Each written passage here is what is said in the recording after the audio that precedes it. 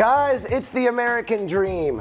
We're told hard work, save our money, and kick back to enjoy your golden years. But with the cost of living near record highs and personal savings at historic lows, is retirement out of reach? Well, here now is Andrew Briggs. He's the author of The Real Retirement Crisis and a senior fellow at the American Enterprise Institute. Andrew, thank you for joining me. Please help me now. Talk me off this cliff.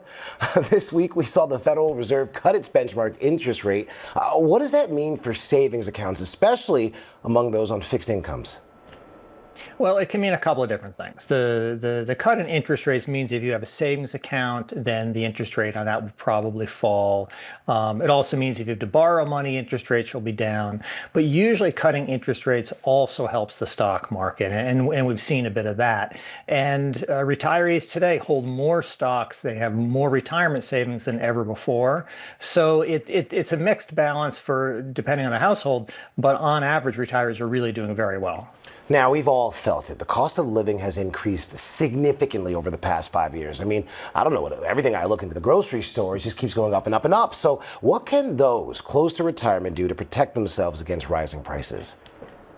Well, if you're somebody who depends mostly on Social Security, you do get what's the annual COLA, the cost of living adjustment, and those do a pretty good job of accounting for inflation.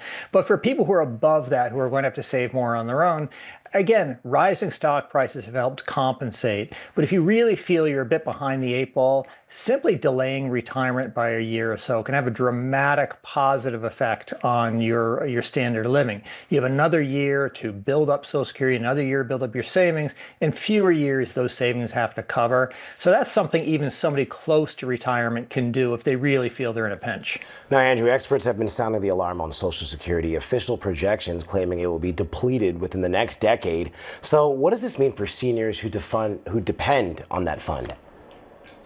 Well, I worked a long time with the Social Security Administration and the Bush White House and Social Security, and everybody's concerned that the Social Security Trust Fund is going to run out. The best projections now are that it'll run dry in about 2032. And if Congress did nothing, that would imply about a 24% cut in benefits.